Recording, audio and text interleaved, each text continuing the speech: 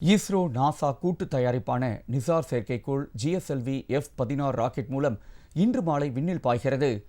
ஆந்திர மாநிலம் ஸ்ரீஹரிகோட்டாவின் சதீஷ் தாவன் விண்வெளி ஆய்வு மையத்தில் இருந்து இன்று மாலை 5:40 மணிக்கு நிசார் செயற்கைக்கோளுடன் GSLV F-16 ராக்கெட் விண்ணில் ஏவப்படுகிறது.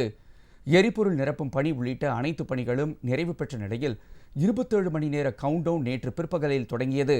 இந்த செயற்கைக்கோள் புவியில் இருந்து 743 கிலோமீட்டர் தொலைவில் சூரிய ஒத்திசைவு சுற்றுப்பாதையில் நிலைநிறுத்தப்பட உள்ளது. 2392 கிலோ எடையை கொண்ட ஒரு தனித்துவமான புவி கண்காணிப்பு செயற்கைக்கோளான நிசார் 12 நாட்களுக்கு ஒருமுறை பூமியை முழுமையாக ஸ்கேன் செய்து வானிலை மற்றும் பகல் மற்றும் இரவு தரவுகளையும் வழங்கும்.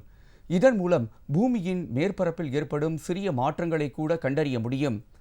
இந்த செயற்கைக்கோள் பனிப்படல இயக்கம், தாவர இயக்கவியல், கடல் பனி வகைப்பாடு, கப்பல் கண்டறிதல், கரையோர கண்காணிப்பு, புயல் தன்மை, மண்ணின் ஈரப்பதத்தில் ஏற்படும் மாற்றங்கள், மேற்பரப்பு நீர்வளங்களை வரைபடம் செய்யும் திறன் கொண்டதாகும்.